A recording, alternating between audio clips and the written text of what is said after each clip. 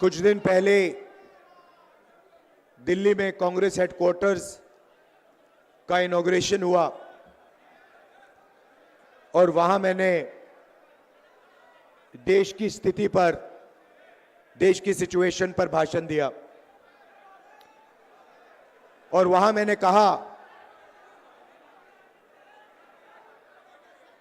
कि कांग्रेस पार्टी ने देश की जनता के साथ मिलकर देश को ये संविधान दिया है और हमारा काम इस संविधान की रक्षा करने का है। हर कांग्रेस पार्टी के कार्यकर्ता का काम इस संविधान की रक्षा करने का है।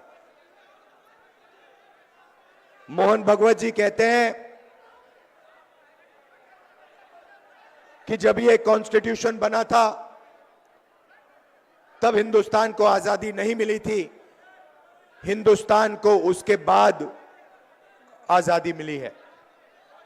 इसका मतलब मोहन भगवत खुलकर कह रहे हैं कि मैं संविधान को एक्सेप्ट नहीं करता हूं और मैं संविधान के खिलाफ हूं, क्योंकि अगर वो आजादी को मानने के लिए तैयार नहीं है तो इसका मतलब है कि वो संविधान को नहीं मानते हैं। और कोने कोने में बीजेपी आरएसएस के लोग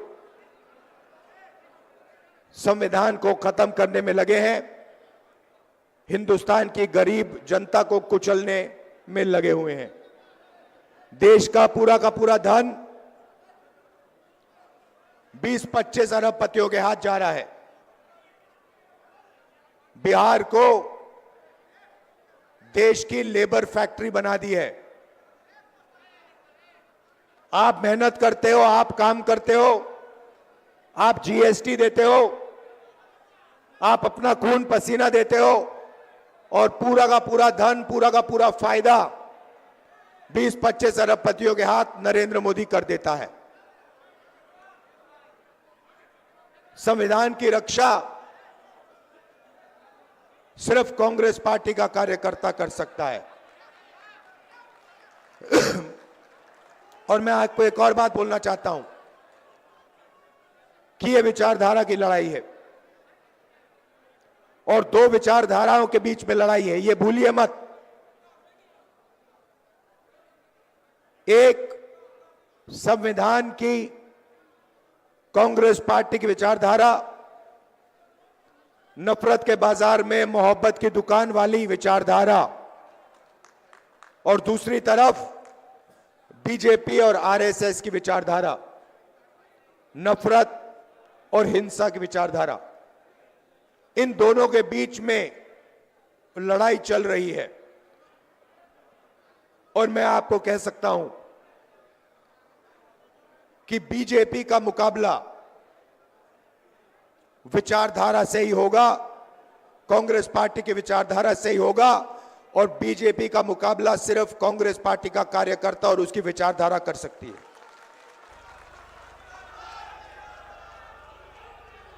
मैंने अपने भाषण में महाराष्ट्र के बारे में बोला।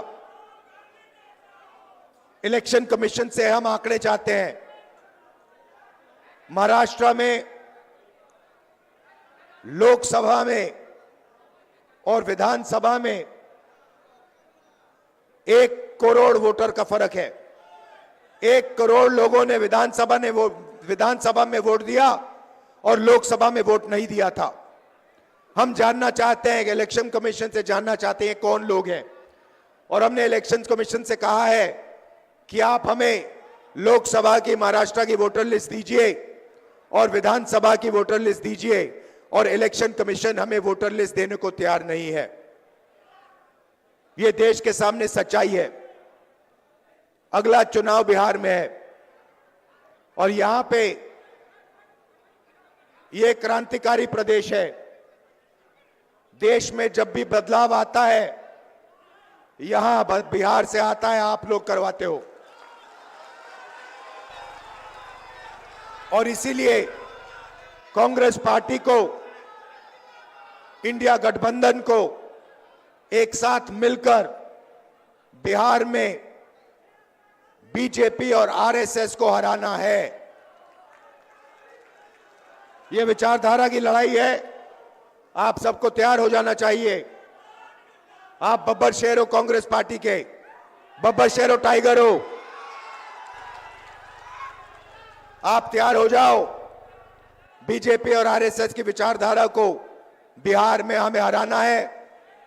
इंडिया गठबंधन के साथ खड़े होकर बिहार में हम इसको हराएंगे। आप सब,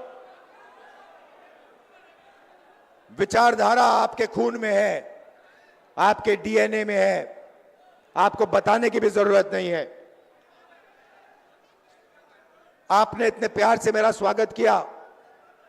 आप 24 घंटा कांग्रेस पार्टी की विचारधारा के लिए लड़ते हो। आप 24 घंटा आरएसएस बीजेपी के खिलाफ लड़ते हो और आप डरते नहीं हो। इसके लिए मैं आपको दिल से धन्यवाद करना चाहता हूं। बिहार पेपर लीक का सेंटर हो गया है। यहां पे पूरा शिक्षा का सिस्टम पूरा का पूरा बिक गया है। बिहार में युवाओं को रोजगार नहीं मिल सकता। बिहार में महंगाई बढ़ती जा रही है। गरीब लोग कुचले जा रहे हैं। इन लोगों के लिए कांग्रेस पार्टी को लड़ना है।